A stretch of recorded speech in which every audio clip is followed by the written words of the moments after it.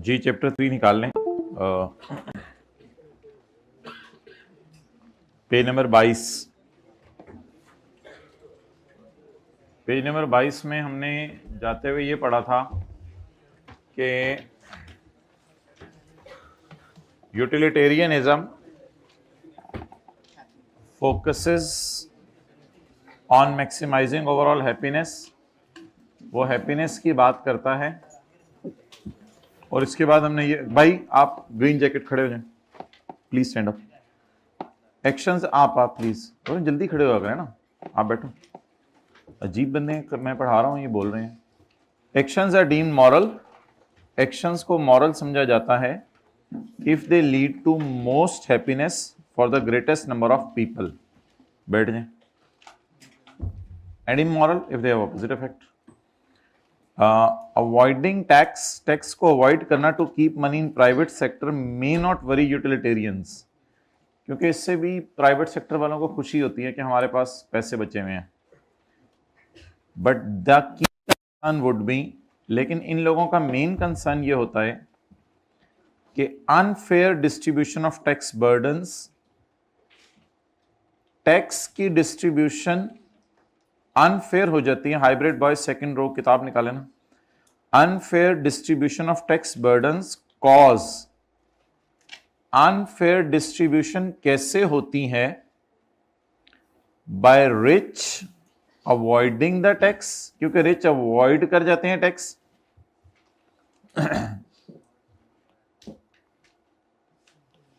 देखिए, tax burden ये होता है कि किसी बंदे के ऊपर टैक्स का बोझ डालना। टैक्स का बोझ मिडिल क्लास पे डल जाता है, अमीर बच जाते हैं। इसको वो कह रहे हैं unfair distribution of tax burden. Tax burden की अनफेयर डिस्ट्रीब्यूशन। जी बातें कर लें आप, और बातें कर लें। Unfair distribution of tax burdens, tax burdens की अनफेयर डिस्ट्रीब्यूशन ये कैसे होती है? इसमें रिच अवॉइड करते हैं tax using smart lawyers, decreasing happiness amongst those with their lower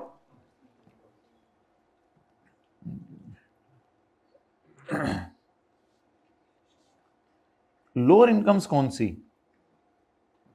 decreasing happiness, दोबारा पढ़ें। But the key concern would be the unfair distribution of tax burdens caused by rich. Unfair distribution कैसे हुई? Caused by rich people avoiding tax using smart lawyers, decreasing happiness among those with lower incomes. Lower income वालों को क्यों happiness खत्म हो जाती है? Because कल लिखा होता है इधर कुछ, because they can not hire smart lawyers. अच्छा जी। नीचे मिसाल उसने वही दी है। एक अमीर बिजनेसमैन है, वो टैक्स लॉ हायर करता है और लीगल वेज ढूंढता है रिड्यूस करने के लिए tax bills. This means that income individuals, इसका मतलब है कि गरीब लोग who can't afford such legal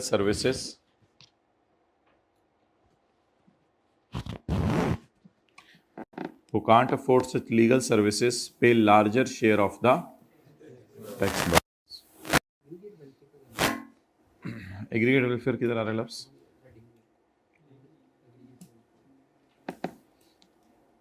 aggregate welfare ये होती है ना ओवरऑल खुशियां, यानी एग्रीगेट वेलफेयर अचीव नहीं हो पाती क्योंकि अमीर टैक्स बचा लेते हैं और मिडिल क्लास को देना पड़ता है, इसलिए एग्रीगेट वेलफेयर अचीव नहीं हो पाती। हाइब्रिड में सेकंड रो बात कर लें आप, फिर मैं पढ़ा लूँगा, पढ़ाना तो चलता ही रहता है। Example 2,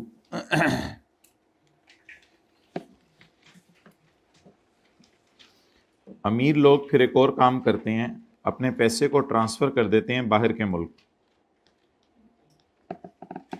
to avoid paying taxes. ये भी लॉ के अंदर रहते हुए को बाहर के मुल्क में ट्रांसफ़र होती हैं, law to avoid paying tax in their home country. Home country से मुराद पाकिस्तान। तो हाई इनकम इंडिविजुअल, अमीर लोग ट्रांसफ़र कर देते हैं पैसा बाहर के मुल्कों में to avoid paying taxes in their home country. Consequently the government collects less revenue from wealthy individuals. Less tax revenue, हुकूमत के लिए तो रेवेन्यू टैक्स है ना, हमारे लिए तो टैक्स खर्चा है। Consequently, the government collects less tax revenue from wealthy individuals, leading to higher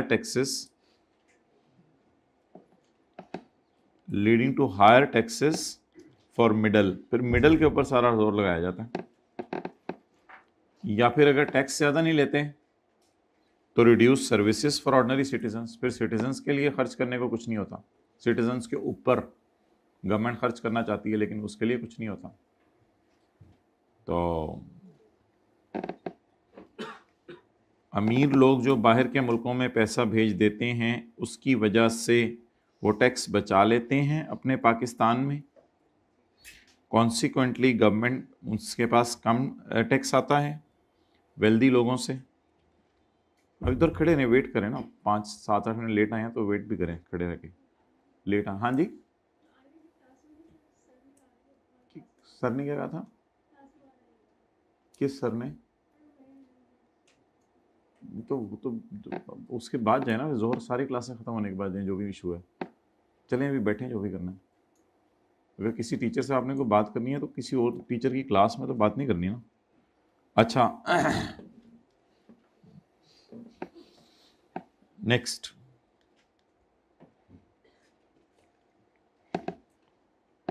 इसको काट दें। ये वो एग्जांपल्स के अंदर कोई और चीज़ वैसे बीच में आ गई है। Virtue ethicists view. एक अमीर बंदा कॉम्प्लेक्स फाइनेंशियल स्ट्रेटेजीज यूज करता है टू पे लेस टैक्स। कोई बात बार बार हो रही है। एक अमीर बंदा कॉम्प्लेक्स फाइनेंशियल स्ट्रेटेजीज यूज करता है टू पे लेस टैक्स। वर्चू एथिसिस्ट जो हर वक्त वर्चूज की बातें करते हैं वो डिसअप्रूव, वो इस बात को पसंद नहीं करता कि अमीर बंदे ऐसे करते हैं। Because this behaviour isn't morally right. वो मॉरल वैल्यूज़ की, एथिक्स की, वर्चूज़ की बातें करता है। तो कहते हैं ये अमीर जो टैक्स बचाते हैं ना, ये हमें अच्छा नहीं लगता। एंड हार्म्स अदर, और इससे फिर दूसरों पे असर पड़ता है। हार्म्स अदर, अदर वही lower group, lower income group, middle class, by shifting the tax burden on to them. और फिर मिडिल क्लास पे टैक्स बर्डन शिफ्ट हो जाता है।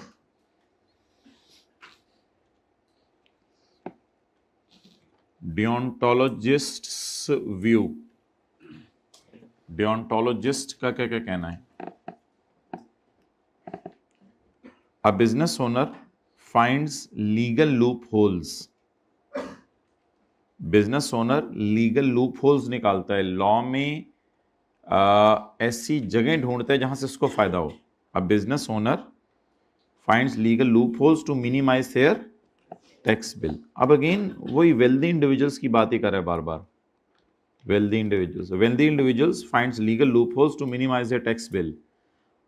अ deontologist might not condemn it, virtue ethicists would disprove it, but deontologists will not condemn this behavior। वो कहते हैं मेरी नजर में खैर है, since it follows the law, क्योंकि लॉ के अंदर तो है ना, लॉ से कौन से बाहर निकल रहा है, लॉ के अंदर रहते हुए लॉ की गलतियां निकाल रहा है। Even if the intention is to avoid paying tax, कहते हैं मेरी नजर में ये जायज है, मुझे कोई मसला नहीं है। ठीक है, एक पॉइंट ऑफ व्यू है, कोई डिसएग्री कर सकते हैं, कोई एग्री कर सकता है। हमने तो पॉइंट ऑफ व्यू लिखा हुआ है इधर जो किताब के अंदर आई कैप की है। ओके, अब ये इधर आप पूरा देख लें सारा का सारा, पेज नंबर 21 से।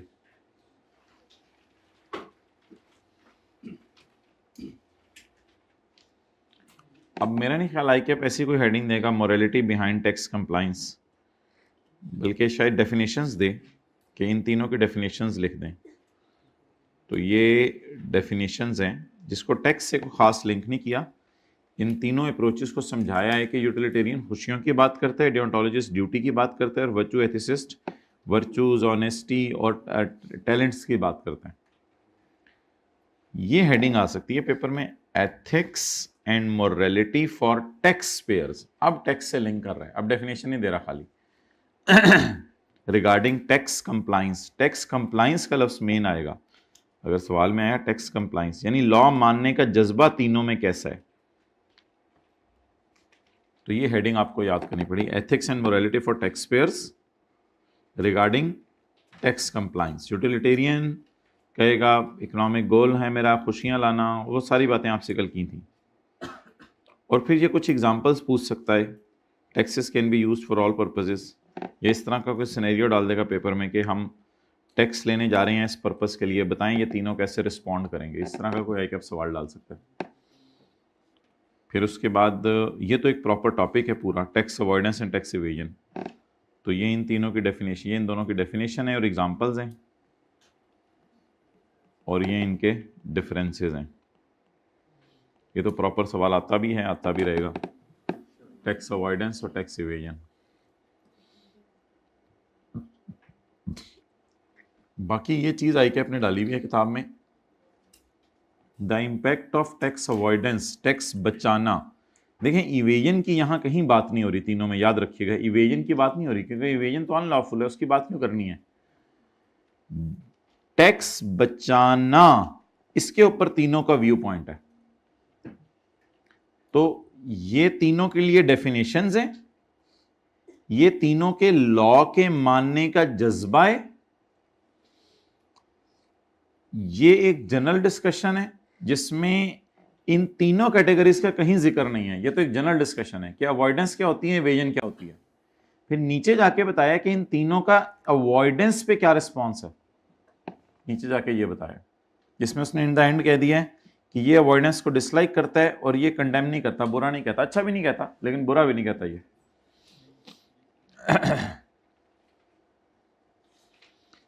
अच्छा ये जो एथिक्स है ना, ये वाले, ये कानून बनाने वालों के लिए थे, पार्लियामेंट के लिए, जिसमें हमने कैनन्स पढ़े थे। ये एथिक्स थे टैक्स पेयर्स के लिए, जो हमने पेज 21 पे पढ़े, एथिक्स फॉर टैक्स पेयर्स। फिर ये एथिक्स थे फॉर टैक्स एडमिनिस्ट्रेटर्स।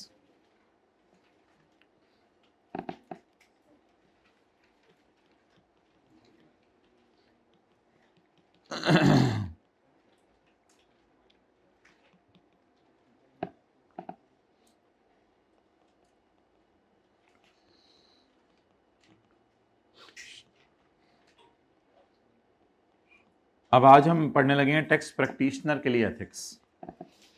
पार्लियामेंट था कानून बनाने वाले, एफबीआर थे कानून चलाने वाले, और टैक्स पेयर था टैक्स देने वाला। लेकिन अगर इसे टैक्स कैलकुलेट करना नहीं आता तो किसके पास चला जाए, सीए या लॉयर के पास। तो नंबर 1 में ये डिस्कस हुआ है किताब में, नंबर 2 पे ये डिस्कस हुआ है, नंबर 3 पे ये, और नंबर 4 पे आज हम ये डिस्कस करने लगे हैं। कानून बनाने वालों को कहा जाता है टैक्स लेजिस्लेटर्स, लेजिस्लेटर्स, और इनको कहा जाता है एडमिनिस्ट्रेटर्स। लिखें लिखें जी माय डियर।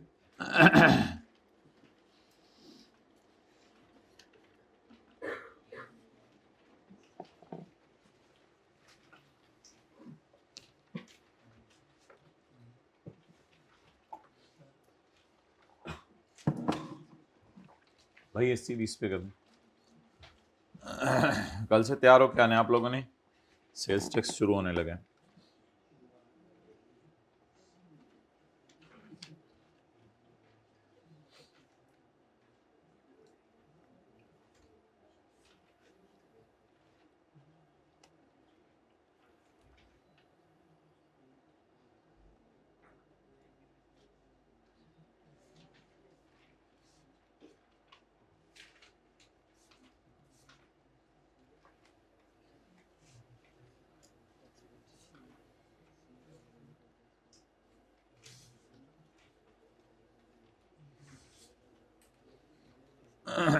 ओके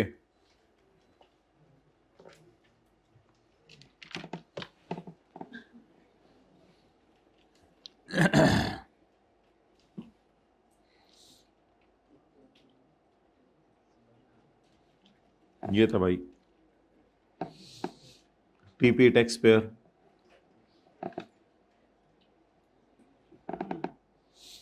मेरा नहीं ख्याल क्वेश्चन 20 में आपको कोई मसला आया होगा, कोई आया तो हल्का फुल्का डिस्कस कर लेंगे। पेज 24। अब हम आखिरी पढ़ने लगे एथिक्स फॉर टैक्स पेयर्स, उसके बाद कुछ अलग डिस्कशन है, वो एक सफ़े पे है, वो फिर चैप्टर ख़त्म है। अब हम ये आखिरी पढ़ने लगे ethics for tax practitioners, CS और लॉयर्स जो आपको टैक्स निकाल के देते हैं।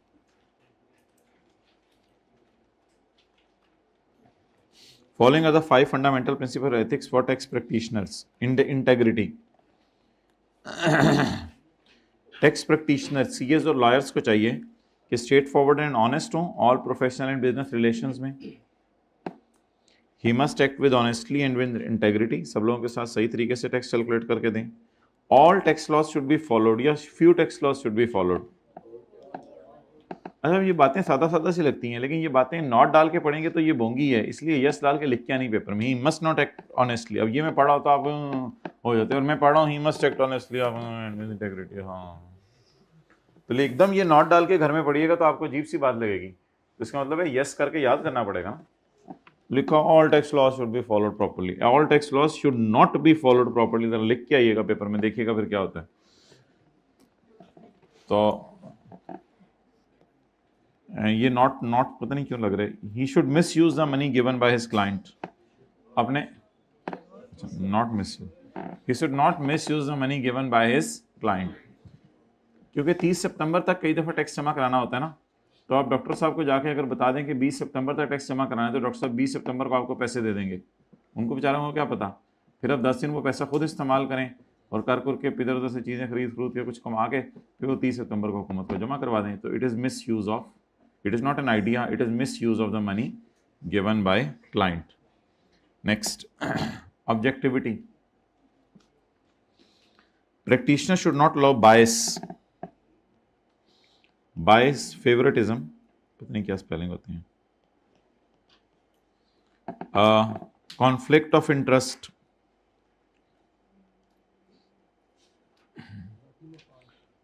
Conflict of interest, conflict of interest ये होता है बायस में खाली ये नहीं आता, बायस होता है न्यूट्रल रहना। नॉट अलाउ बायस का मतलब होता है न्यूट्रल रहें। Conflict of interest, conflict of interest का ये मतलब है कि टीपी रिश्वत दे रहा है और कौमी को चाहिए लॉ फॉलो करे, वो रिश्वत ना ले। अब टीपी कह रहा है रिश्वत ले लो, कैपिटल गेन इनकम में शो नहीं करा, अपनी शेयर्स वगैरह मैंने बेचे हैं वो मैं शो नहीं करा, और कम ठीक है करते हैं, बात चलती हुई मैं ना बोला करो। चलो यार ये बंद करो ये वाला ऐसी, कोई नहीं है, इंशाल्लाह दिसंबर जनवरी इसी तरह क्लासें चलती हैं। ओके, कॉन्फ्लिक्ट ऑफ इंटरेस्ट, तो कॉन्फ्लिक्ट आ रहा है इंटरेस्ट का। अब ऑब्वियसली घर वालों ने कहा है कि आपने जो है वो ओवन लेके आना है खाना गर्म करने के लिए, और एसी भी लेके आना है, आगे गर्मियाँ आ रही हैं, तो और कमिश्नर एक तरफ सोच रहे हैं लॉ फॉलो करें, दूसरी तरफ सोच रहे रिश्वत ले लें, तो ये कॉन्फ्लिक्ट ऑफ इंटरेस्ट आ जाएगा माइंड में। और कॉन्फ्लिक्ट ऑफ इंटरेस्ट की कई मिसालें होती हैं। आप क्लास से लेट हो रहे हैं, इशारा तोड़ने को दिल चाह रहा है, this is conflict of interest. एक तरफ दिल कह रहा होता है कि लॉ फॉलो कर लें, दूसरी तरफ दिल कह रहा होता है लॉ जाए, मेरी क्लास जा रही है। और जी सर, और अनड्यू इन्फ्लुएंस ऑफ अदर्स, खुद टाइम पे नहीं निकलना, और अनड्यू इन्फ्लुएंस ऑफ अदर्स, या दूसरों का अनड्यू इन्फ्लुएंस लेते हैं टू ओवरराइड देयर प्रोफेशनल और बिजनेस जजमेंट्स। इतना अगले का प्रेशर ले लेते हैं, प्रेशर, सॉरी यार ये कमिश्नर कहाँ से आ गया, वैसे आप लोग भी सारे शहजादे ही हैं, ये तो टैक्स प्रैक्टिशनर्स चल रहे हैं, मैं एडमिनिस्ट्रेटर जहन में ला के लिखा हुआ था। तो टैक्स पे रिश्वत दे रहे हैं सीए को, या एक्स्ट्रा फीस दे रहे हैं उसके काम की, कि यार फीस तो 15,000 में सारे रिटर्न बना के देते हैं, तुम 30,000 ले लो मेरे से, 40,000 ले लो, मेरा टैक्स बचवा दो। तो फीस से एक्स्ट्रा जो पैसे दे रहे हैं वो रिश्वत दे रहा है, और सीए को चाहिए कि अब लॉ को फॉलो करे। And undue influence of others, MNA की रिटर्न बनानी है, तो हो सकता है आपके इलाके का ही वो एमएनए हो, तो आप उसका इन्फ्लुएंस ले लें। तो ड्यू इन्फ्लुएंस तो ठीक है, अनड्यू इन्फ्लुएंस नहीं होना चाहिए अगले का। और ये इतना ज्यादा ले लें कि ये छा जाए आपकी प्रोफेशनल और business judgement.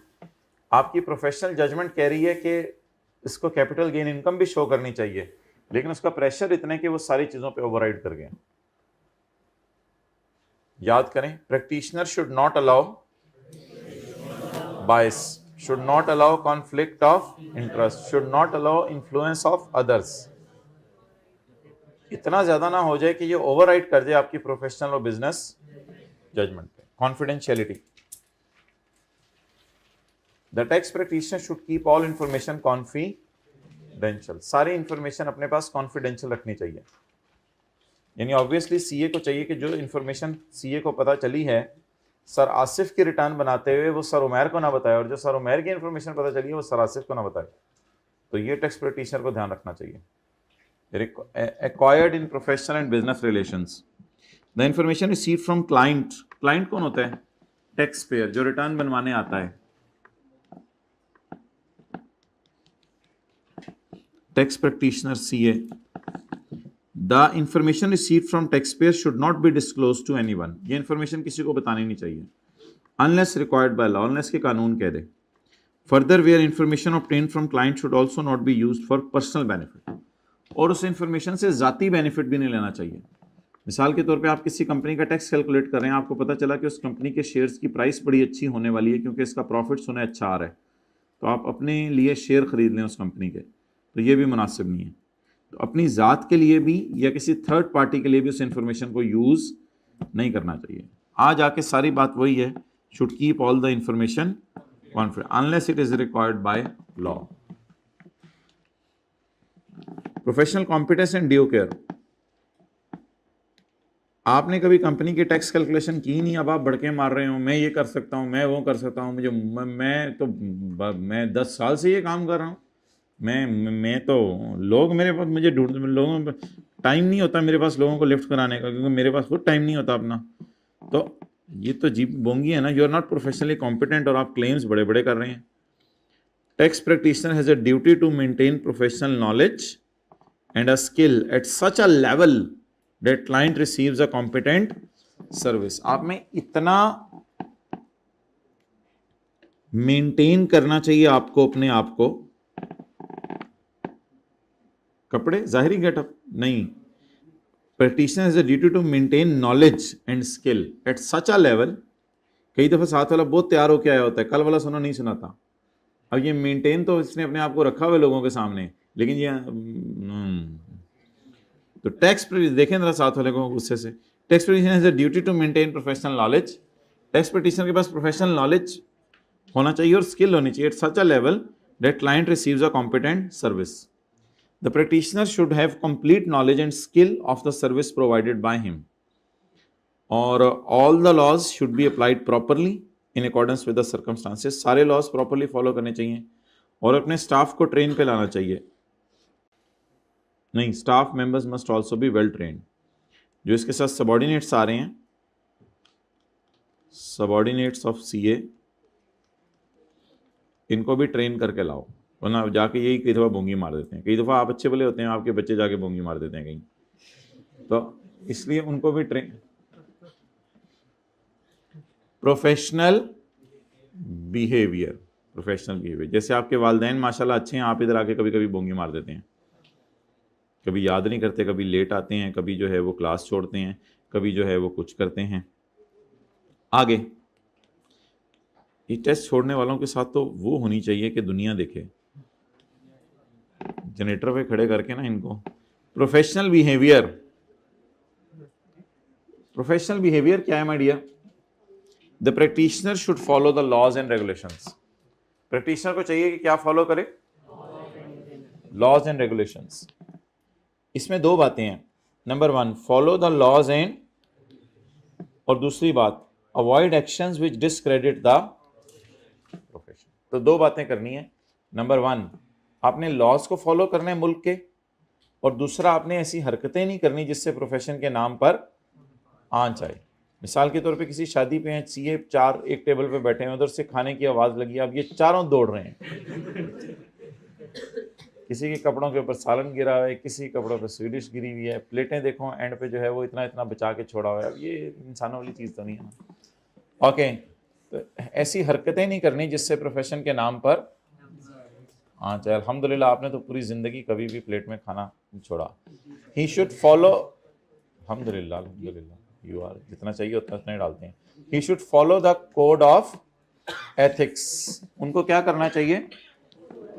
Code of ethics. बल्कि आप तो माशाल्लाह बड़े होके खुद सालन इतना कम डाला करेंगे, बाद में बच्चों की प्लेटें भी अपनी साफ करनी होती हैं, उनका प्लस माइनस हो जाता है। आप माशाल्लाह बहुत ज़्यादा समझदार लोग साबित होंगे।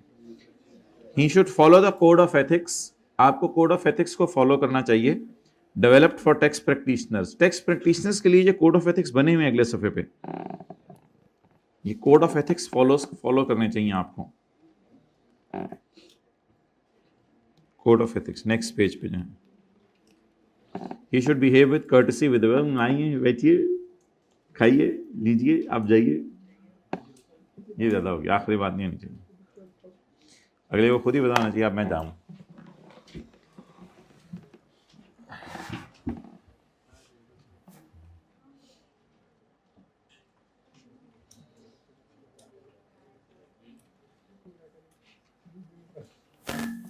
जुमे के बाद थोड़ा सा खाना शाना खा के आ जाएं, 2:15 से 3:15, थोड़ा टाइम से। फ्री नहीं होते जुमे को। It is good to live on own money, कल पढ़ा नहीं आप लोगों ने?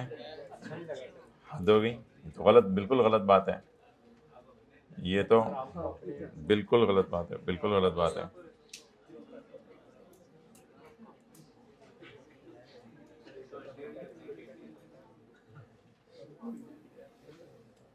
गरम कब से मिलने शुरू हो गए? कैंटीन पे मिल रहे हैं उबले हुए अंडे?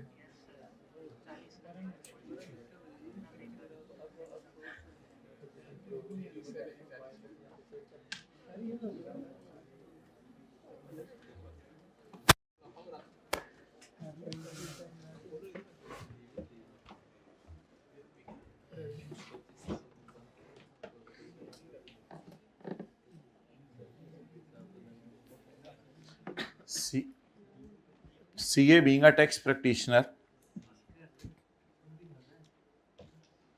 टैक्स सर्विसेज देता है। बहुत इंपॉर्टेंट डिस्कशन है, थोड़ा सा भी इंटरेस्ट लूज होगा मसला हो जाएगा।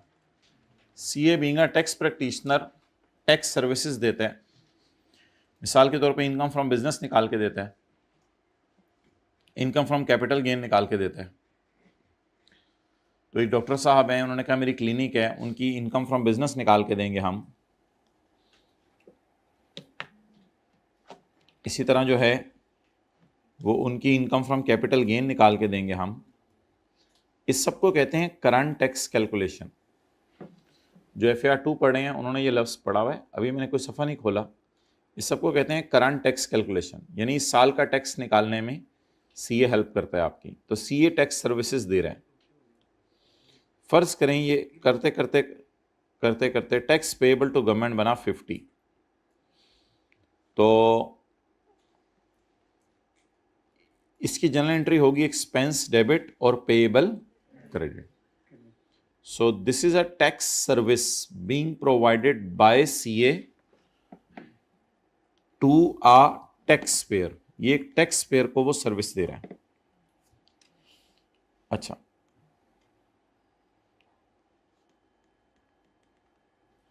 सर्विसेज आमतौर पर दो किस्म की देते हैं।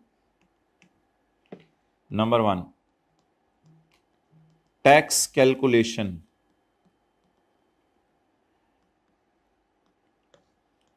और दूसरी सर्विस होती है रिटर्न प्रेपरेशन।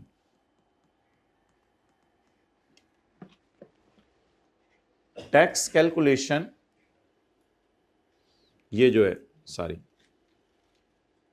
ये टैक्स कैलकुलेशन है, ये तो उसके बाद अकाउंटिंग एंट्री है ना, ये सारी क्या है? Tax calculation. तो टैक्स कैलकुलेशन, इसे करंट टैक्स कैलकुलेशन भी कहते हैं। तो सर्विसेज आमतौर पे services by CA to taxpayer, taxpayer मिसाल के तौर पे पीटीसीएल है। तो चार्टर्ड अकाउंटेंट पीटीसीएल को सर्विसेज देता है दो किस्म की, टैक्स कैलकुलेशन और रिटर्न प्रिपरेशन। ये थोड़ा सा डिफिकल्ट काम है, ये इजी काम है। टैक्स कैलकुलेशन तो मुश्किल है, अकाउंटिंग डेप्रिसिएशन उल्टानी पड़ती है, टैक्स डेप्रिसिएशन के लिए इनिशियल अलाउंस देखने पड़ते हैं, डेट ऑफ परचेज देखनी पड़ती है, प्लान नया है पुराना है ये देखना पड़ता है, अकाउंटिंग वालों की बेडेड रिकवरी देखनी पड़ती है, टैक्स वालों की बेडेड रिकवरी देखनी पड़ती है। ये सारे रूल्स लगाने के बाद शेयर्स कब बेचे, कब खरीदे, होल्डिंग पीरियड कितना था, ये टैक्स कैलकुलेशन तो एक बहुत मुश्किल काम होता है। कल एक बंदे की टैक्स कैलकुलेशन हमने शुरू की थी असगर की, तकरीबन 50 मिनट लग गए थे। वो तब थी जब सारा डाटा अवेलेबल था, जब डाटा भी अवेलेबल ना हो तो फिर तो काम बहुत ज़्यादा लंबा हो जाता है और 6, 7, 8, 10 दिनों पे चला जाता है। तो वो तो असगर ने सारा डाटा लकीली दे दिया था और कल के सवाल में ताहिर ने डाटा आपको दे दिया था, तब ज़रा आधे पौने घंटे में काम संभाला गया, वरना तो काम कहाँ संभाला जाता है। तो tax calculation is a difficult काम, लेकिन रिटर्न बना के देना इज़ एन ईजी काम। रिटर्न बना के देना ईजी काम है। रिटर्न बनाना कुछ और होता है। रिटर्न बनाना ये होता है कि टैक्स कैलकुलेशन किसी और ने कर दी होती है या पीटीसीएल के एम्प्लॉयज़ ने ही खुद ही कर दी होती है। पीटीसीएल खुद भी तो सीए हायर किए होते हैं। तो टैक्स कैलकुलेशन हुई होती है, उसको बस आपने अपलोड करना होता है एफबीआर की वेबसाइट पे कुछ फॉर्म सा फिल करके। रिटर्न प्रिपरेशन क्या होता है? Uploading information on FBR website. ये जरा आसान काम है, ये आसान काम है। क्लियर? अब एक मसला आता है,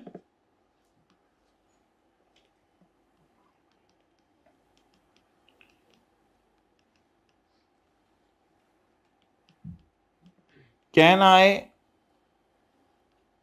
give tax services to audit client? ये एक सवाल है। Can I give tax services to audit client? क्या मैं ऑडिट क्लाइंट को ऊपर वाली दो टैक्स सर्विसेज दे सकता हूं या मैं नहीं दे सकता? नाउ मिसाल के तौर पे KPMG is a CA firm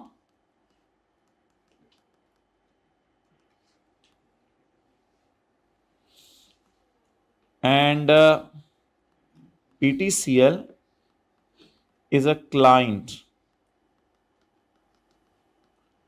and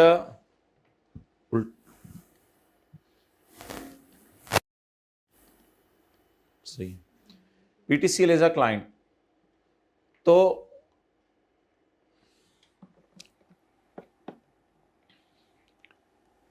KPMG is providing me audit service and PTCL is an audit client। क्या हम PTCL के डायरेक्टर्स के जूते साफ करते हैं? क्या हम PTCL के डायरेक्टर को डेंटिस्ट सर्विसेज दे रहे हैं? हम PTCL के डायरेक्टर्स को क्या सर्विसेज दे रहे हैं? तो KPMG is auditor and PTCL is audit client. PTCL, आंखें खोल के, PTCL is audit client. PTCL इधर तो जी, इधर क्लास हो रही है। PTCL is audit client. अब सवाल यह है कि KPMG जो कि ऑडिट कर रहा है PTCL का, PTCL ने इसको कहा मेरा टैक्स भी कैलकुलेट करो और मेरी रिटर्न भी जमा करवाओ। अब थोड़ी देर के लिए KPMG ने सोचा इसका टैक्स कैलकुलेट मैं करूंगा। ऑडिट करना तो अलग चीज है, ऑडिट होता है कि इसकी बिजनेस की सेल सही है, कॉस्ट ऑफ सेल सही है, वो सही है। ऑडिट करके तो ऐसी सीपी को बताया जाएगा कि सही इनका ऑडिट हो गया, अल्लाह का शुक्र है इन्होंने अकाउंट्स वगैरह सही बनाए हुए।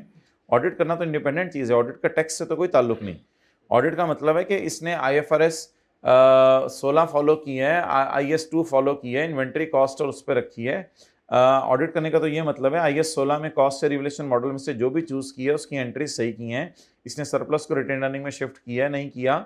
ऑडिट करने का तो ये मतलब है इन्वेस्टमेंट प्रॉपर्टी इसने जो है वो सही तरह वैल्यू की है नहीं की। ऑडिट करने का तो ये मतलब है ऑडिट के लिए तो आईएफआरएस सामने रखने पड़ते हैं, ऑडिट करने के दौरान तो आईएफआरएस सामने रखते हैं। अब हमने सवाल यह उठाया कि एक बंदा एक वक्त में किसी एक बंदे को 2 सर्विसेज दे सकते हैं या नहीं, ये हमारा आज का सवाल है। जैसे मिसाल के तौर पे मैं पूछूं, डॉक्टर साहब जो है वो आपका दांत देख रहे हैं, तो अगर डॉक्टर साहब को जूते पॉलिश करने आते हैं, क्या वो भी करके दे सकते हैं? बिल्कुल करके दे सकते हैं। इसमें तो बज़ाहिर कोई ऐसी मसले वाली बात नहीं, दोनों एक इंडिपेंडेंट सर्विसेज हैं। इनमें क्या फ़र्क है? दांत साफ कर दें, बाद में हाथ धो के आए, साफ कर दें, बाद में हाथ धो के आए, दोबारा दांत साफ कर दें, उसमें क्या मसला है? तो इन दोनों सर्विसेज का आपस में कोई लिंक नहीं है कि हम डॉक्टर की क्लिनिक के बाहर लिख के लगा दें कि डॉक्टर साहब आप जूते साफ नहीं करते लोगों के, ये कोई ऐसी बात नहीं है। तो कर सकते हैं लोग, कोई मसला नहीं, दोनों काम आते हैं। उधर से 60-70 रुपये कमा लें, इधर से 2-3 हज़ार रुपये कमा लें, अच्छा इनका बन जाएगा रात को जाते हुए। तो he can do both things together, इसमें कोई मसला नहीं है, हिंड्रेंस नहीं है। लेकिन जिस बंदे का आप ऑडिट कर रहे हैं उसे टैक्स कैलकुलेट करके देना, इसमें एक मसला आता है। मसला यह आता है कि आप उसका जब टैक्स कैलकुलेट करेंगे 50 मिलियन का, और 50 मिलियन का टैक्स कैलकुलेट करने के बाद आप जब उसको ऑडिट सर्विसेज देने पे आएंगे, तो ऑडिट सर्विसेज देते हुए आप P&L में जब टैक्स डालेंगे 50 और करंट लायबिलिटीज में जब टैक्स डालेंगे 50, तो आप ऑडिट रिपोर्ट में कहेंगे कि मैंने चेक कर लिया, ये 50 की कैलकुलेशन सही है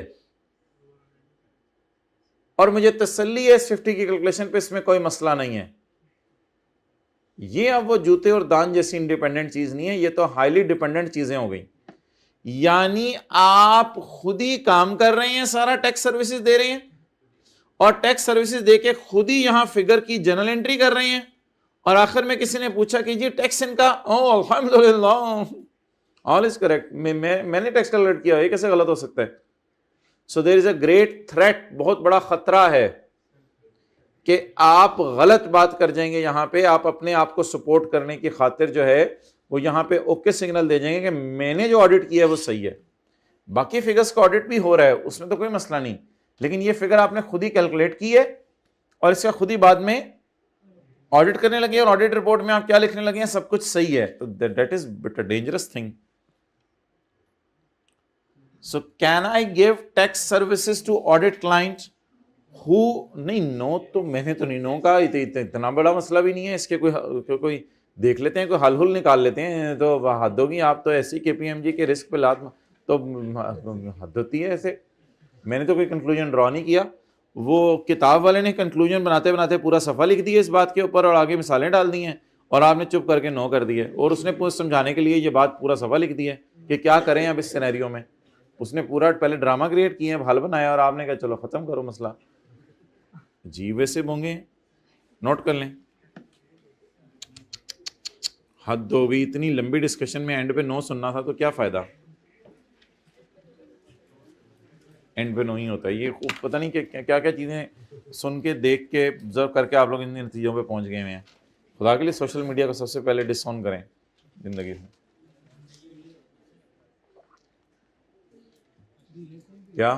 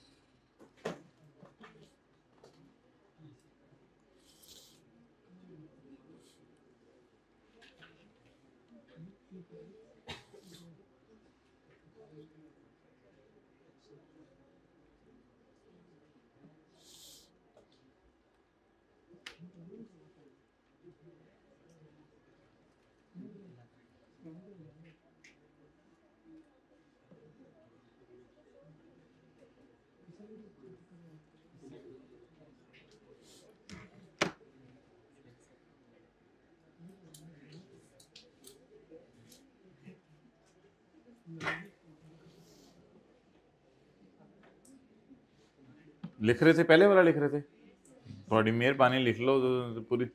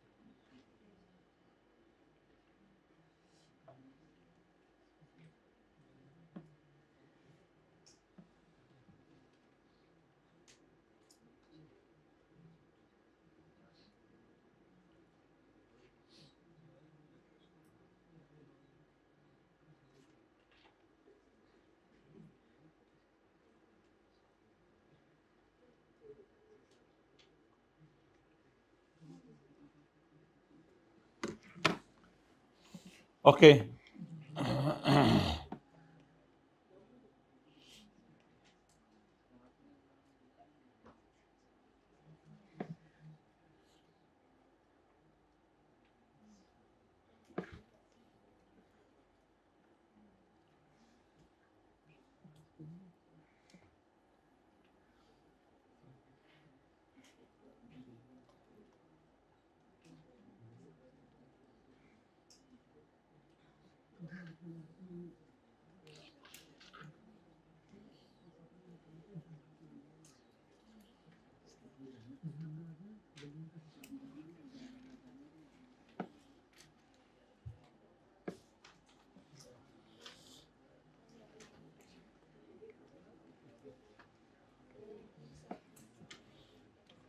ओके,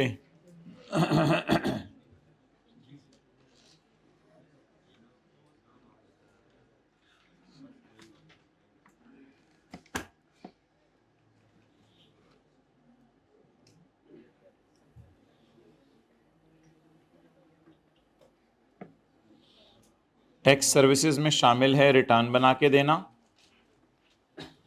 ये इजी काम है। मेकिंग टैक्स कैलकुलेशंस, ये डिफिकल्ट काम है। फॉर अकाउंटिंग एंट्रीज, देखें इधर, मेकिंग टैक्स कैलकुलेशंस, क्यों तुमने टैक्स कैलकुलेट किया है? For accounting entries. बोलें, making tax calculation for accounting entries and suggesting tax planning. तो ये 3 सर्विसेज हैं, टैक्स रिटर्न बना के देना, टैक्स कैलकुलेशन और टैक्स बचाने के तरीके। लेकिन ये तीसरा पॉइंट तो अभी हमारी डिस्कशन का मकसद नहीं है। हमारा मकसद बस 2 बातें हैं फिलहाल, टैक्स रिटर्न और टैक्स कैलकुलेशन। टैक्स रिटर्न बनाना इजी काम है और टैक्स कैलकुलेशन करके देना मुश्किल काम है। Providing tax services to an audit client,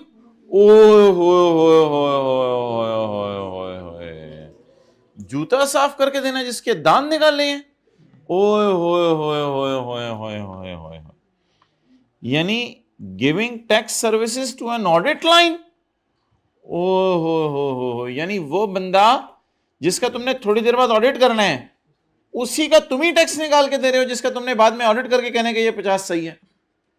तो ये फिक्रा जरा पढ़ें और इसकी इंटेंसिटी के अंदर जाएं, जाके बाहर भी आने बाबा ये ना अंदर जाके अंदर ही चले जाएं। प्रोवाइडिंग टैक्स सर्विसेज, क्या करके देना? टैक्स निकाल के देना ऑडिट क्लाइंट को।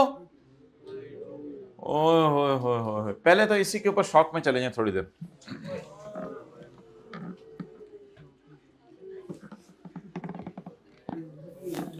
प्रोवाइडिंग टैक्स सर्विसेज किसको?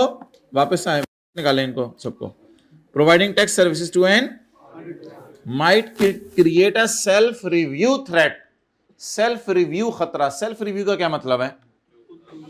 आपने आपने सालन बनाया, बाद में किसी ने पूछा यार कैसा बनाया है, ओ माशाल्लाह, यानी आपके काम को आप ही को चेक करने को कहा जा रहा है। ठीक है, आप यहां से गाड़ी लेके पिंडी के, आप उधर जाके किसी ने पूछा यार कैसे कैसा रास्ता बनाऊंगा, यार मैं ड्राइवर था, बाकी आप समझते हो। अच्छा, providing tax services to an audit client might create a self review threat. आप अपने ही काम को सेल्फ रिव्यू कर रहे होंगे, और एडवोकेसी, अपने ही आपको एडवोकेट कर रहे होंगे, बचाने की कोशिश कर रहे होंगे। तो बताएं कि इन दोनों कामों में क्या मसले हैं इकट्ठे करने में? टैक्स सर्विसेज देना और साथ जो है वो ऑडिट करना, इसमें क्या खतरा है? Self review threat. और दोबारा पढ़ें इसको। टैक्स निकाल के देना ऑडिट क्लाइंट को अपने ही काम को दोबारा चेक करना या अपने ही काम को सपोर्ट करने के बराबर है। इसके लिए कोड ऑफ एथिक्स है। Code of ethics includes requirements that stop firms from providing certain tax services, जो रोक देते हैं केपीएमजी को कि कुछ टैक्स सर्विसेज ना दो, कुछ दे दो, सारी मना नहीं है, सीधा नो नहीं है।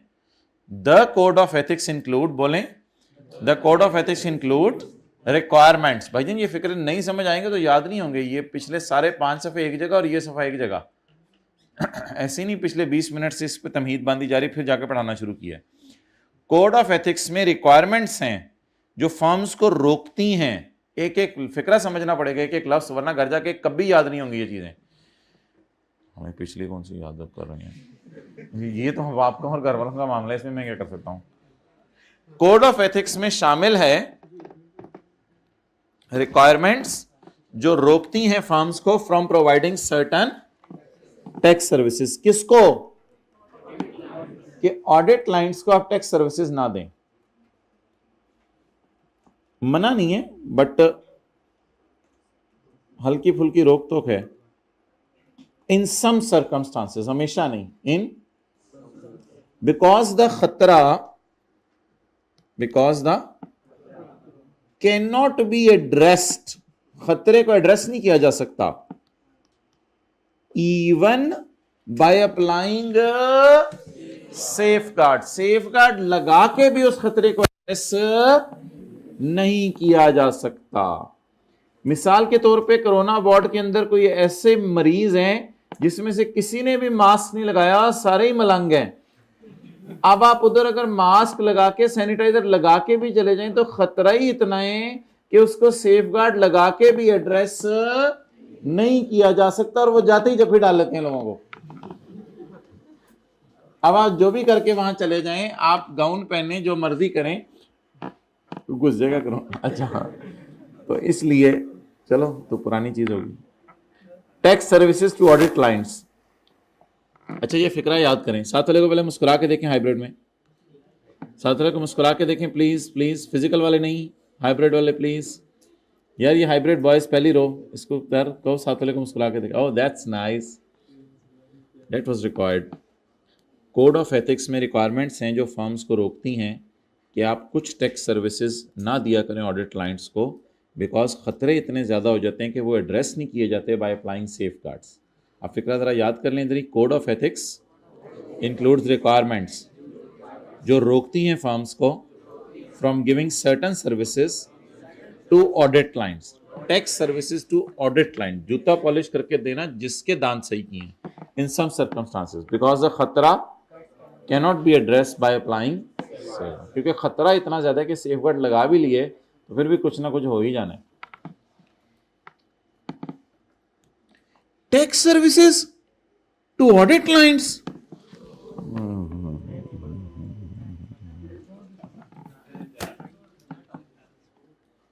अच्छा, पहली बात तो यह है कि खतरे का लेवल जज करना है। साथ वाले की तरफ देखें, बोलें लेवल। लेवल खतरे का क्या जज करना है? Level. Factors for evaluating the level of threat. Level of threat कितने, यानी अगर किसी बंदे को जंगल में छोड़ दिया जाए तो शेर कितने आने का चांस है। लेवल ऑफ थ्रेट तो देखें ना पहले, बाद में देखते हैं बंदे को छोड़ना है या नहीं छोड़ना। अजीब अजीब मिसालें दे रही हैं, हद होगी। Factors for evaluating level of threat created by providing tax services to audit client. बार बार ये बात करके हमारा दिल दुखा रहा है, टैक्स सर्विसेज देना चाह रहा है किसको, हालांकि हम देख रहे हैं कितनी खतरनाक चीज है कि बाद में उसी कैलकुलेशन पे आपने ऑडिट करते हुए कहना है कि सब सही है। ये फैक्टर्स आप देखें, पहले थ्रेट का लेवल देखें, उसके बाद डिसाइड करें कि आपने ये असाइनमेंट पकड़नी है या नहीं पकड़नी। कैरेक्टरिस्टिक्स ऑफ एंगेजमेंट देखें कि इस मंगनी के सरात क्या होंगे। Tax expertise of clients employees, clients employees कौन होंगे, क्लाइंट्स एम्प्लॉइज पीटीसीएल क्लाइंट है ना, इसके एम्प्लॉइज, उसके एम्प्लॉइज को कितना एक्सपर्टाइज है मुझे बताएं। उसके एम्प्लॉइज को अगर एक्सपर्टाइज ज्यादा हुआ तो थ्रेट एक्सेलेंट कम हो जाएगा। जितने एक्सपर्ट बंदे आपके साथ इन्वॉल्व होंगे उतना कैलकुलेशन एरर चांस कम होगा और उतना आप सेफ एंड पे होंगे। बाद में कोई आके आपको कहता भी है कि आपने ऑडिट करके कहा है सब कुछ सही है तो आप साबित करो, तो हम कहेंगे अल्लाह का शुक्र एक्सपर्ट बंदों के साथ ही मिलकर सारी कैलकुलेशंस की थी। तो जितना एक्सपर्टाइज ज्यादा होता चला जाएगा उतना threat. System by which tax authorities assess and administer the tax. FBR वालों का सिस्टम कैसा है, अगर वो सिस्टम अच्छा है तो भी थ्रेट, और अगर उनके अपने सिस्टम में लूप होल्स हैं तो थ्रेट। अब एफबीआर को पकड़ा हमने, the system by which tax authorities FBR administrators assess and administer लिख दिया आगे उसने, administer the tax and the role of firm और इन दैट प्रोसेस। और जब एफबीआर वाले कभी ऑडिट करने आते हैं तो हमारा रोल कितना है उसके अंदर, जाहिर बात है एफबीआर वाले जब ऑडिट करने आएंगे तो हमारे रोल भी होगा थोड़ा बहुत, हम भी एक्सप्लेनेशन तो देंगे। नेटवर्क फर्म होती है हमारी हमसाया फर्म जिन्होंने हमें हेल्प की थी। And the complexity of law, और हमारा लॉ कितना कॉम्प्लेक्स है। अगर लॉ कॉम्प्लेक्स होगा तो थ्रेट ज्यादा होगा, और अगर लॉ कॉम्प्लेक्स नहीं होगा, इजी टू अंडरस्टैंड होगा, तो फिर थ्रेट। तो ये 4-5 चीजें हैं जिनको जज कर लें, उसके बाद देख लें। यानी बंदे को अगर जंगल में आपने छोड़ के आना है तो पहले देख लें शेर खाते कूते हैं या देख के चले जाते हैं सिर्फ, ये सारा जरा पता चला लें, उसके बाद जो है ना इंशाल्लाह बंदे को छोड़ाएंगे। And degree of judgement necessary in applying it. जी मैं बता रहा हूँ इसका क्या मतलब है, ठहर के जो। And degree of judgement necessary in applying it. कई दफा लॉ लगाते हुए जजमेंट करनी पड़ती है, कई दफा लॉ लगाते हुए चीजें हार्ड एंड फास्ट होती हैं।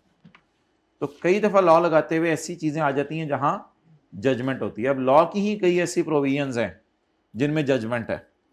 अब लोग जब बहस करने पे आए तो वो तो बिल्कुल रुकते नहीं है। एक साहब इस चीज पे बहस कर रहे थे, अब मैं बहस का पॉइंट बताऊंगा, आप लोगों ने कहना ये क्या बात बता रहे हैं। वो कह रहे थे कि ज्वेलरी का लॉस माइनस नहीं हो सकता, लेकिन मुझे ये लॉ पढ़ के लगता है कि ज्वेलरी का लॉस ज्वेलरी के गेन से माइनस हो सकता है। अब लोग लॉ में से इतनी लूप होल्स भी निकाल लेते हैं कि ज्वेलरी का लॉस माइनस नहीं है, लेकिन ज्वेलरी में पहले पता तो चल जाए लॉस आया या नहीं आया, किसी और ज्वेलरी को जरा बेच के इससे नेट करके फिर देखेंगे लॉस आया या नहीं आया। तो जो लोग लॉ के अंदर इतना डीप जाएं वो फिर और भी चीज़ें निकाल के बैठे होते हैं। तो इसलिए फिर वो कहते हैं कि कॉम्प्लेक्सिटी अगर लॉ में ज़्यादा है तो फिर मसला हो जाएगा, और अगर चीज़ें सिंपल सिंपल हैं तो फिर ठीक है। तो जजमेंट जहाँ लॉ में आ जाए वहाँ और ख़तरा बढ़ जाता है, जहाँ लॉ में जजमेंट ना हो वहाँ ख़तरा कम होते। टैक्स रिटर्न बना के देना ऑडिट क्लाइंट को,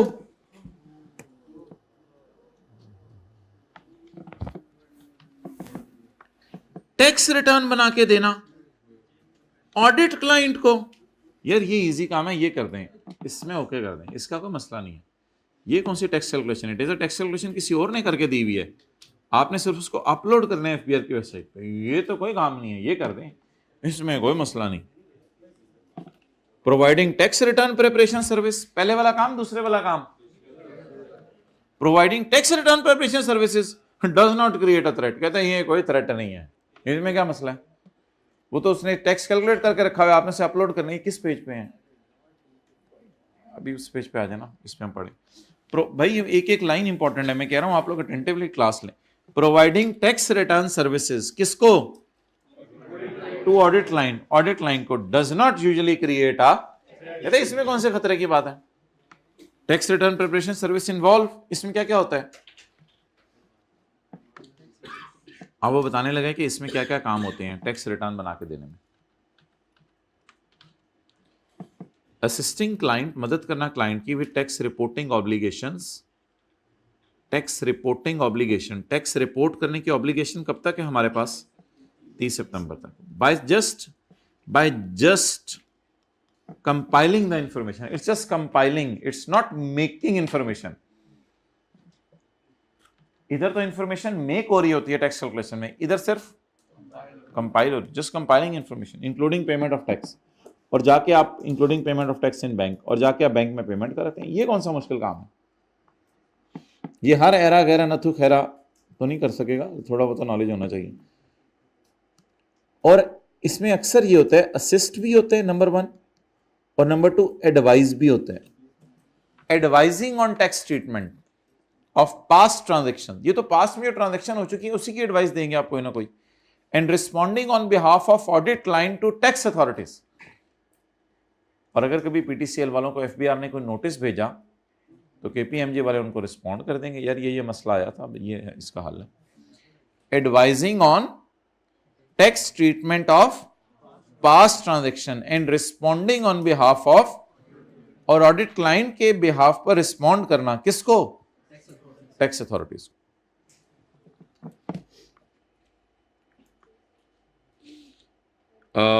रिक्वेस्ट फॉर एडिशनल इंफॉर्मेशन, और कई दफा आप एडिशनल इंफॉर्मेशन भी एफबीआर वाले मांग लेते हैं आपसे, और एनालिसिस मांग लेते हैं। For example explanation of approach being used. Approach कभी आपको पता है हम फाइफो लगाते हैं, कभी हम वेटेड एवरेज लगाते हैं, कभी हम एक्रूअल अकाउंटिंग कर रहे होते हैं, कभी कैश अकाउंटिंग कर रहे होते हैं। तो जो भी अप्रोच आपने यूज़ किया वो उनको बता दें। हमने पढ़ा था कैश अकाउंटिंग भी इजाज़त है, एक्रूअल भी इजाज़त है, और हमने पढ़ा था लेकिन कंपनीज सिर्फ एक्रूअल पे चलेंगे, इस तरह की बातें पढ़ी थी। तो जो भी अप्रोच आपने यूज़ किया वो बता दें टैक्स वालों को। ये कौन सा काम है रिटर्न बना के देना? या तो रिटर्न बना के देने में मेकिंग कुछ नहीं होती है, असिस्टिंग और एडवाइजिंग होती है बस। असिस्टिंग एंड एडवाइजिंग, बस, कोई मेकिंग मोकिंग नहीं। ये क्या काम है? ये करके दे दो। हमने कहा क्या क्या चाहते हो? कहते हैं it does not create threat. एक थ्रेट क्रिएट ही नहीं कर रहा, तो तुम्हें क्या टेंशन पड़ी हुई है? सुबह सुबह तुम लोगों ने नो कर दिया सर के सामने, हद होती है, नो करने का टाइम था वो। अच्छा, बार बार कह रहे हैं यार ये बहुत आसान काम है। कहते हैं tax return preparation are usually based on historical information. कहते हैं मैं कह रहा हूं तुम्हें आसान है, मान जाओ। एंड प्रिंसिपल इन्वॉल्व प्रेजेंटेशन, ये सिर्फ प्रेजेंटेशन है। असिस्टिंग, एडवाइजिंग, प्रेजेंटिंग, सिर्फ असिस्ट हो रहा है, एडवाइज हो रहा है, प्रेजेंट हो रहा है, बस कुछ भी नहीं हो रहा, मेकिंग नहीं हो रही। असिस्ट कर रहे हो, एडवाइस कर रहे हो और प्रेजेंट कर रहे हो चीजें। तुम कौन सा कमाल कर रहे हो? Presenting of such information under existing tax laws. Further, बस कर दे यार, सानिया इतनी ना बता। Further returns are also reviewed by tax authorities. Tax वाले अक्सर रिटर्न्स पे नजर मार लेते हैं सही तरह अपलोड हुई है या नहीं। तो कहते हैं कोई मसले की बात नहीं है, नहीं है, मान जो मान जो। अच्छा, कर दो, कोई खतरा नहीं है, कोई खतरा नहीं है। सबको सबको सारे ऑडिट क्लाइंट को बुला के तुम्हें कहो रिटर्न बनवानी है, हमारे से बनवा लें। लेकिन टैक्स कैलकुलेशन अलग अलग बात है, उस पर बात करते हैं।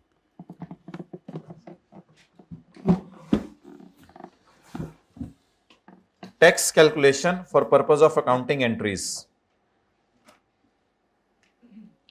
Tax calculation for purpose of, please चेहरा शरीफ इधर किया करें ना जब मैं बात कर रहा हूं। टैक्स कैलकुलेशन ये है फॉर प्रिपेयरिंग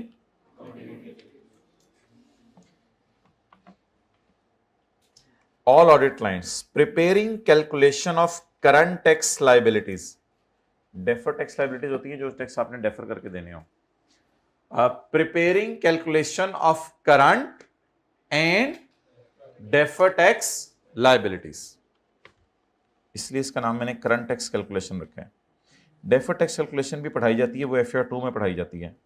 फिलहाल ये करंट टैक्स कैलकुलेशन है जिसमें हम इनकम फ्रॉम बिजनेस का न्यूमेरिकल सॉल्व करते हैं, जैसे असगर का किया था कल, ताहिर का घर में किया था, अंजुम का किचन में किया था। Preparing calculation of current and deferred tax liabilities for an audit client for accounting entries. preparing calculation of current tax liabilities for preparing accounting entries that will be later on audited by firm, that will be later on audited by firm, बाद में आप ही ने इसका audit करना है, creates a, ये फिर खतरे की बात है। इसमें कहते हैं मैं ओके सिग्नल नहीं दे रहा इतनी जल्दी, ये खतरे की बात है। पढ़े जरा, preparing calculation of current tax for audit line,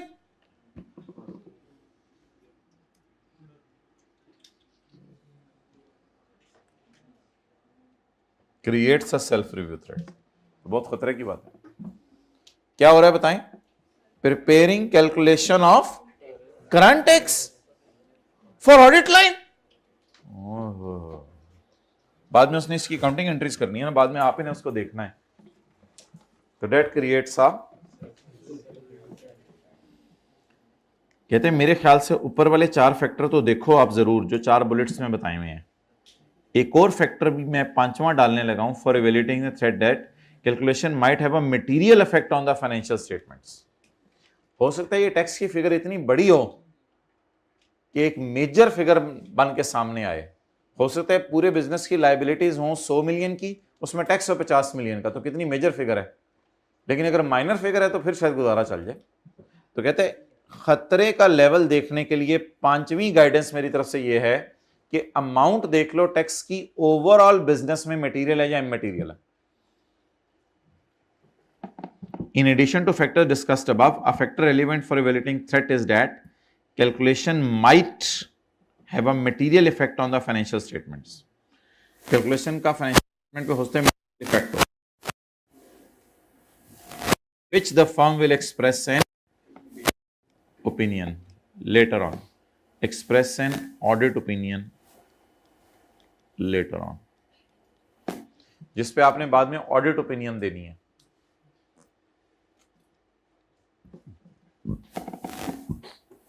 material impact का क्या मतलब है कि हाइब्रिड में तीसरी रो में मोबाइल इस्तेमाल करते हुए बताएं मटेरियल इंपैक्ट का क्या मतलब है कि छोड़ देना, अब रख दें इसको कहीं।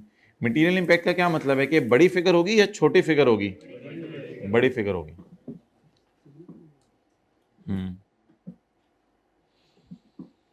चलें जी, मुबारक हो, ये चैप्टर भी खत्म होने की तरफ जा रहा है। जाओ अगले सफ़े किताब एंड तक देखो।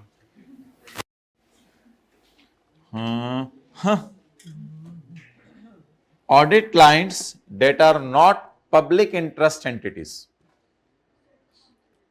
ऐसे ऑडिट क्लाइंट्स जिनका पब्लिक जिनमें पब्लिक का इंटरेस्ट नहीं है। मिसाल के तौर पे प्राइवेट कंपनीज, इनमें तो पब्लिक का इंटरेस्ट नहीं है, या public unlisted companies. Public unlisted companies वो होती हैं जिन्होंने आम लोगों से पैसा नहीं लिया होता, और दूसरी कौन सी होंगी? पब्लिक, इन्होंने तो आम लोगों से पैसा लिया होता है। तो कहते हैं ये जो छोटी मोटी कंपनीज है ना, जो प्राइवेट हैं, पब्लिक अनलिस्टेड कंपनीज हैं, कहते हैं यहां पर अगर आप बज़िद हो कि मैंने टैक्स कैलकुलेशन करके देनी है तो कर दो, कोई मसला नहीं। कहते सेफगार्ड्स लगा लो कुछ, कहते सेफगार्ड्स लगा लो और कैलकुलेशन कर दो। तो थोड़ी देर पहले हमने खुली इजाजत दे दी है 0.2 की, और अब हम ऐसी कंपनीज जो छोटी हैं उनके लिए 0.1 की भी इजाजत देने लगे हैं। खैर है यार, कर दो, कोई मसला नहीं, इतना ज्यादा ना सोचा करो कि तुम ही बाद में ऑडिट करोगे, तुम ही ये करोगे। कहते छोड़ो यार, कर दो, कुछ सेफगार्ड्स लगा लेना, फिर ठीक है। सेफगार्ड्स क्या लगा लें? Safeguards to address the self review threat, means के थ्रेट आ गया, इसको मान लिया हमने, ये खतरा है, खतरे को एड्रेस करो। ये क्या खतरे की वजह से अपना जो है वो पैसे मुफ्त में मिल रहे हैं तुम्हें, वही बंदा तुम्हें कह रहा है टैक्स भी निकाल के दे दो, निकाल दो, तुम्हें क्या टेंशन है, तुम क्यों इतने परेशान हो रहे हो? बस कुछ सेफगार्ड लगा लो, कल कलाम को वरना तुम्हारे साथ ही हो जानी है। Safeguards to address the self review threat when the audit client is not a, audit client छोटा मोटा इदारा है तो फिर खैर है। सेफगार्ड्स क्या लगाओ? आप प्रोफेशनल्स को यूज करो, who are not audit team members to perform the tax services.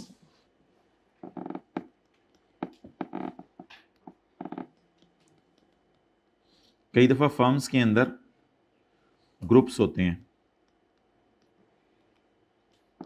एक फर्म है, उसमें ग्रुप ए है और ग्रुप बी है। ग्रुप ए देख रहा है ऑडिट को और ग्रुप बी देख रहा है टैक्स को।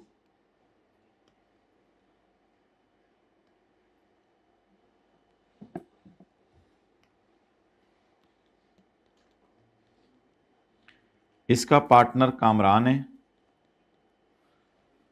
और इसका पार्टनर अरगमान है,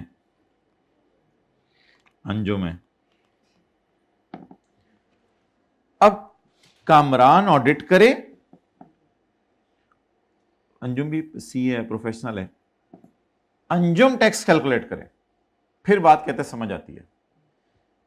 use professionals who are not there in audit team. जो ऑडिट करने गए हैं उनकी टीम, अगर कामरान ही टैक्स और, मैं मान रहा हूं कि इन दोनों बंदों की मिली भगत हो सकती है आपस में, वो तो फिर पूरी दुनिया की मिली भगत हो सकती है आपस में, लेकिन ऐसा भी तो होता है दोनों में से एक का या दो का ईमान ही बनाओ, उसमें क्या मसले वाली बात है। हमारा दोस्त भी होता है, कई दफा हम कहते हैं यार तू गलत बात कर रहा है, तो ये ना कहें कि ये दोनों एक ही फॉर्म है तो ये दोनों तो एक ही जैसे होंगे, इंसानियत भी है कोई चीज। तो इसलिए कहते हैं मेरा मशवरा ये है कि ऐसे प्रोफेशनल्स को यूज करो जो ऑडिट टीम में नहीं है। अच्छा, उनसे क्या कराएं फिर हम? कहते हैं उनसे टैक्स सर्विस परफॉर्म करा लो। जो ऑडिट टीम में नहीं है ना, वो ये हैं, इनसे टैक्स कैलकुलेट करवा लो। वरना ऑडिट वाले भी कई दफा टैक्स कैलकुलेट कर देते हैं, इसमें कोई ऑडिट, वो तो हमने अपने लिए कैटेगरीज बनाई हुई हैं, इनको भी थोड़ा बहुत टैक्स आता है, ये कैलकुलेट कर देते हैं। कहते हैं लेकिन तुम ना ही करो। अच्छा, इसके बाद तुम एक रिव्यूअर भी रखो, एक रिव्यूअर भी रखो, लेकिन ये ऐसा बंदा हो जिसने ऑडिट भी नहीं किया और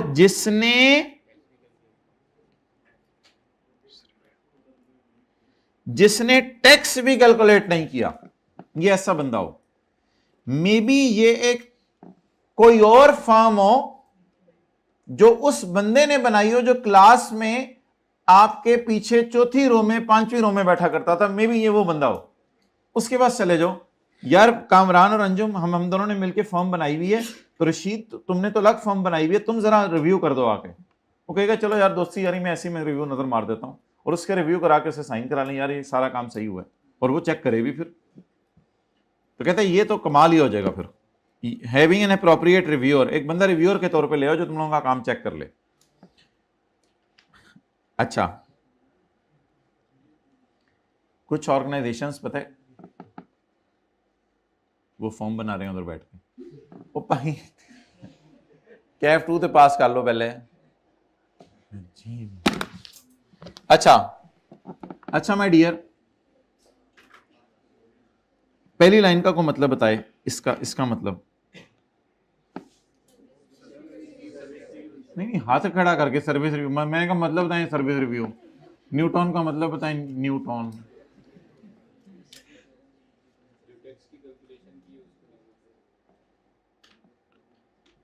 मतलब बताएं।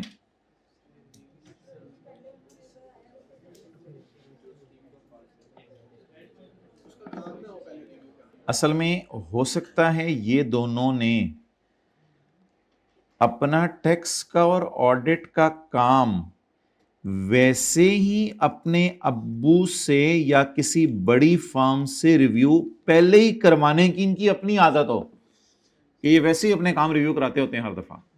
कहते हैं ये तो फिर आपका नॉर्मल रिव्यूअर है जो आपके काम हर दफा करके देता है, आप लोग फिर कहीं और जाओ और किसी बड़ीएस्ट फर्म से रिव्यू करवाओ।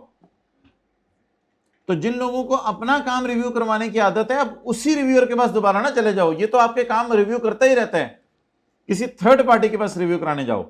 तो कहते 3 बंदों के पास आपने रिव्यू नहीं कराने जाना। अंजुम ने रिव्यू नहीं करना क्योंकि उसने तो टैक्स कैलकुलेट करके दिया, कामरान ने रिव्यू नहीं करना क्योंकि उसने तो ऑडिट की है, और जिस रिव्यूअर से तुम आमतौर पे वैसे ही रिव्यू कराते रहते हो चीजें, क्योंकि तुम्हारी नई नई फॉर्म है, तुम्हें डर है कि कहीं कोई मसला ना हो जाए, हम कोई बोंगी ना मार दें, जिस रिव्यूअर से तुम ऑलरेडी रिव्यू कराते रहते हो उसका नाम सर्विस रिव्यूअर है, उसके पास भी तुमने नहीं जाना। तो ये उन लोगों के लिए होगा जो सर्विस रिव्यू कराते रहते हैं। जो सर्विस रिव्यू नहीं कराते वो फिर किसी के पास भी चले जाएं। तो शायद ये कहने की कोशिश कर रहा है, पता नहीं, शायद समझ आ गया हो आपको, टिक कर रहा हूं मैं जबरदस्ती। सर्विस रिव्यू, तो जिसने आपकी सर्विस का रिव्यू किया उसके पास भी नहीं जाना, बल्कि किसी चौथे बंदे के पास अब आप जाएं। ना कामरान के पास, ना अंजुम के पास, ना ऐसे बंदे के पास जो इनका काम चेक करता है, बल्कि किसी चौथे बंदे के पास जाएं, who is not involved in this, जिसने ये तीन काम नहीं किए उनके पास जाएं। ओके ले जी, जो आप नॉट सुनना चाह रहे थे अल्हम्दुलिल्लाह वो भी आखिरकार आ ही गया। कहते लेकिन अगर एक ऐसी कंपनी है जिसमें पब्लिक का इंटरेस्ट है ना, वो फिर सही नहीं है। A firm shell not prepare tax calculations of current and deferred tax for an audit client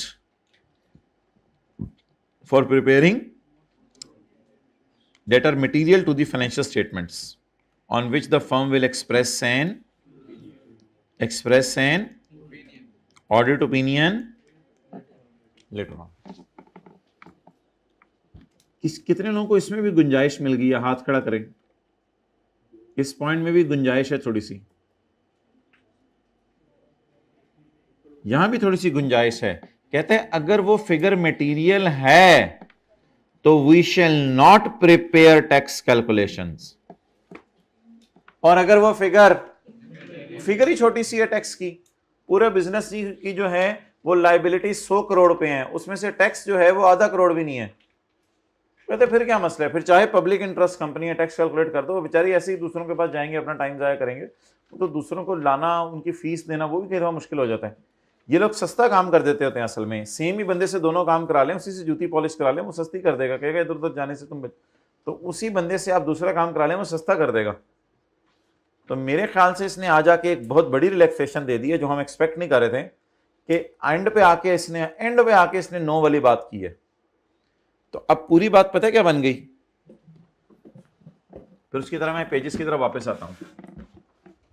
सारे ऑडिट क्लाइंट्स को आप टैक्स निकाल के, रिटर्न बना के दे सकते हैं, ये उसने पहले बात की थी। फिर उसने यहां पर यह किया कि आपने अगर टैक्स कैलकुलेट करके देना है तो टैक्स कैलकुलेट करते हुए आप दो किस्म के इदारे बना लो, जिनमें पब्लिक का इंटरेस्ट नहीं है, जिनमें पब्लिक का इंटरेस्ट है। जिनमें पब्लिक का इंटरेस्ट है उन इदारों के लिए कहते हैं, मैं जिनमें पब्लिक का इंटरेस्ट नहीं है उन इदारों के लिए मैं ये कहता हूं कि आप 3-4 सेफगार्ड लगाओ। ये सेफगार्ड अगर आप लगा लेते हो तो आप खुले जाके इनका टैक्स कैलकुलेट करो। मैंने रोका ही नहीं, कोड ऑफ एथिक्स कहते हैं, मैंने मना ही नहीं किया, ऐसे परेशान हो रहे हो। और जिन इदारों का पब्लिक में इंटरेस्ट, जिन इदारों ऐसे हैं उनमें पब्लिक का इंटरेस्ट है, ये दो किस्म के इदारे बन गए ना, जिनमें पब्लिक का इंटरेस्ट, नॉट पब्लिक इंटरेस्ट, और जिनमें पब्लिक का इंटरेस्ट है। इसमें फिर आगे दो कैटेगरीज, अगर मटेरियल है तो इनकार कर दो, और अगर इमटेरियल है तो सेफ गार्ड लगाकर कर लो। सेफ गार्ड फिर भी लगाने हैं, अगर इमटेरियल है तो सेफ गार्ड लगाकर इनकी कैलकुलेशन कर लो, कोई मसले वाली बात नहीं। हाँ तो फिर ठीक है, फिर छोड़ दो बीच में, वरना कई सालों से कैलकुलेशन हो रही है तो आपको पता ही होता है टैक्स की फिगर मटेरियल इमटेरियल है। ओके, तुम तीर आजमाओ हम जिक्र आजमाएं। चलें आगे। फेफड़े कहां से आ जाते हैं? अच्छी वाली क्लास चल रही होती है।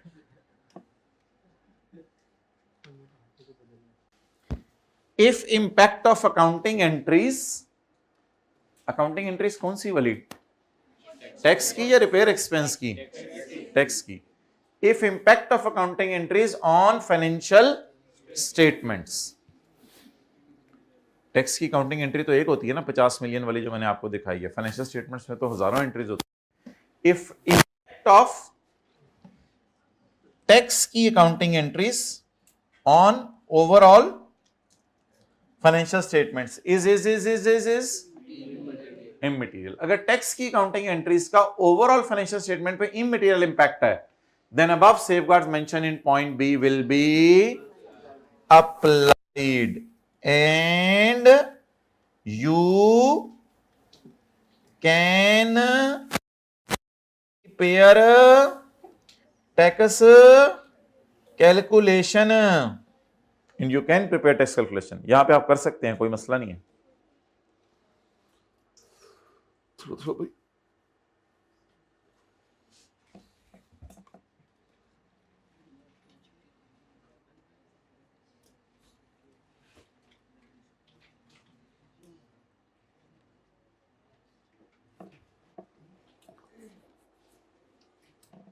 टाइम बताएं, टाइम बता दें सबको, पूरी क्लास का टाइम बता दें, खड़े होकर टाइम बता दिया करें सबको. ओके अच्छा जी,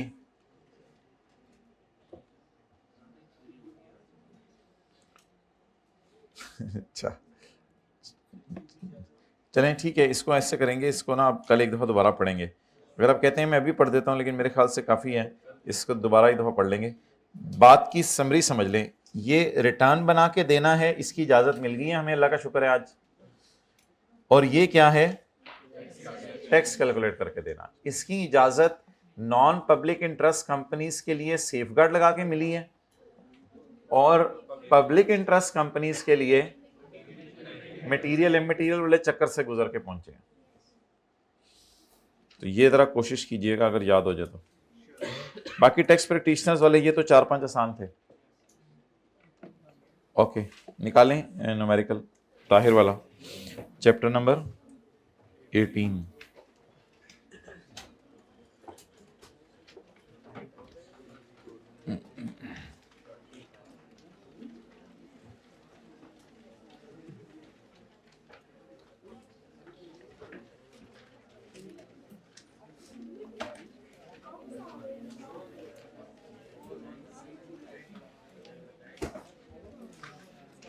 हाँ जी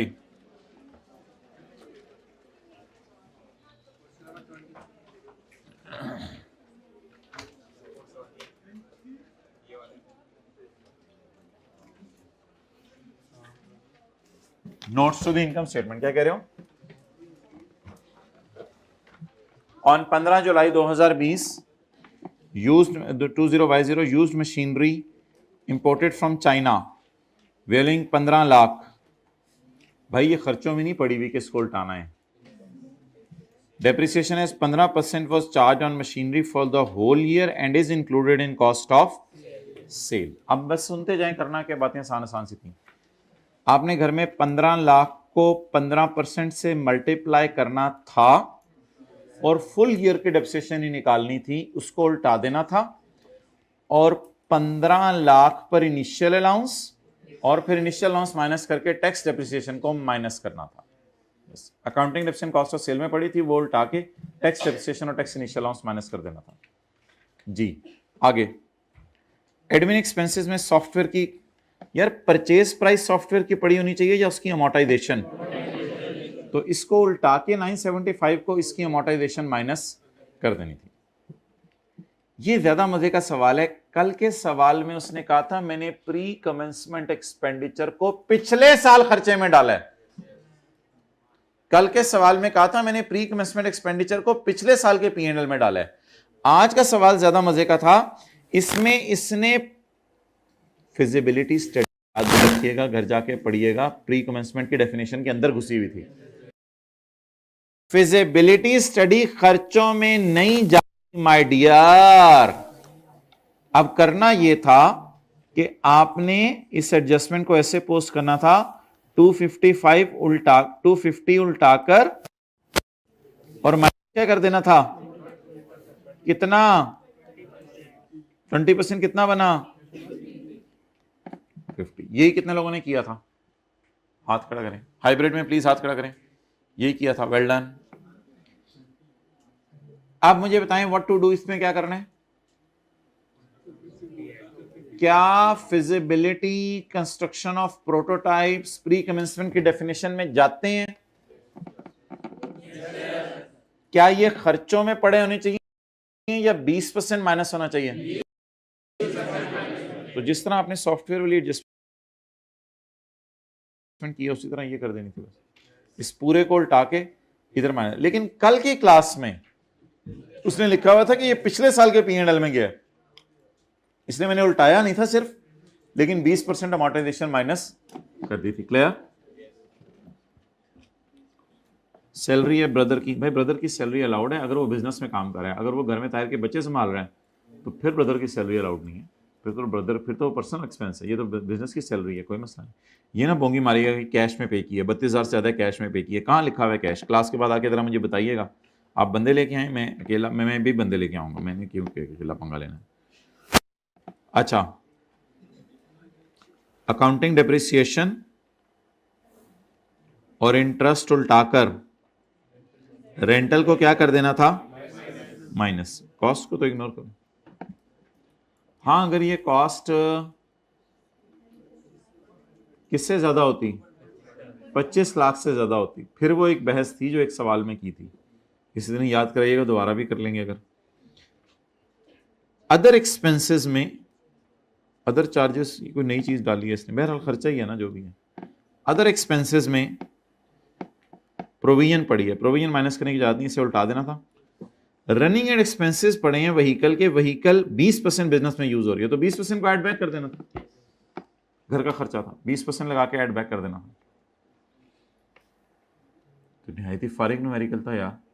आप लोगों को तो धड़ाधड़ मुझे कहीं से नंबर लेके मैसेज करने चाहिए थे, खुदा के लिए वैसे न्यूमेरिकल हमें देंगे, ये तो हमारे टाइम ज़ाया करने वाली बात है। चलो प्रैक्टिस हो गई, ये सोच के फिर मैसेज नहीं किया होगा आप लोगों ने। Point number 1, Tahir was working. ये हाइब्रिड में थर्ड रो में क्या हो रहा है? ये किताब खोल के रखे ना, ये क्या किताब, किधर है किताब? थर्ड रो, जल्दी किताब निकालें। अस्तगफिरुल्लाह, please stand up, please stand up, it was height of anything. दूसरी क्लास में बैठने का ये तो गलत फायदा उठाया जा रहा है। Tahir was working in UAE for the past 5 years। Tahir पिछले 5 सालों से यूएई है। एंड कम बैक पाकिस्तान, और पाकिस्तान वापस आ गया, बैठ जाए। And come back to Pakistan, had come back to Pakistan in April 20Y0।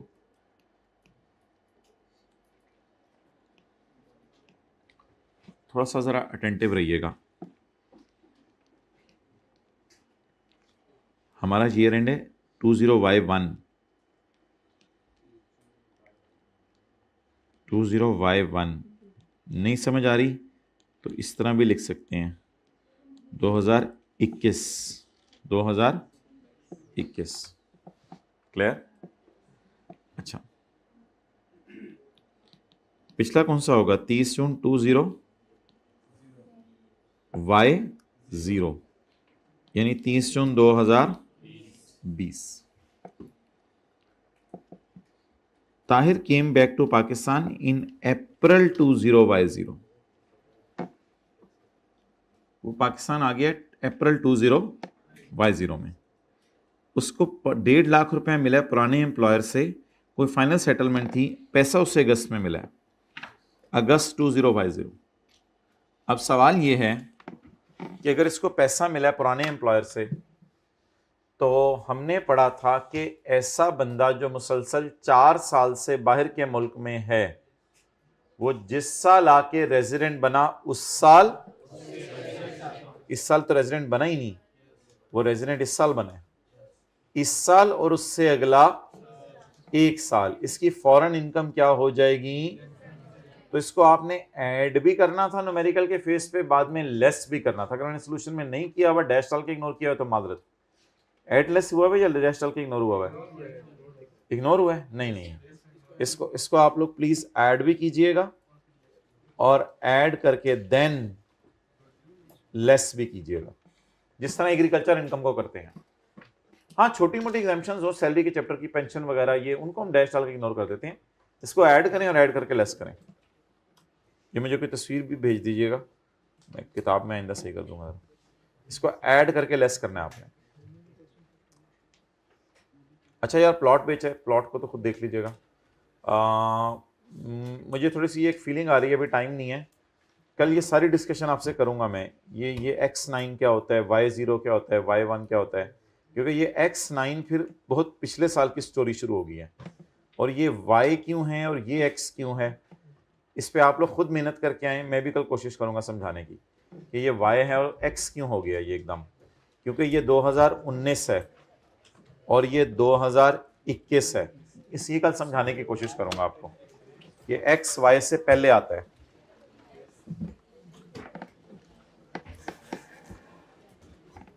ठीक है, आज तो फिर आप लोगों ने यही याद करना है ना, होमवर्क तो नहीं है आज तो। ये एथिक्स में वो जो एक कोड ऑफ एथिक्स है, टेस्ट का सिलेबस, ठीक है, मैं सोच के इंशाल्लाह क्लास निकलने से पहले आपको बता देता हूँ।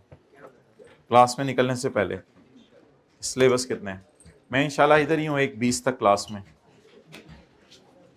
कौन सा चैप्टर चल रहा है?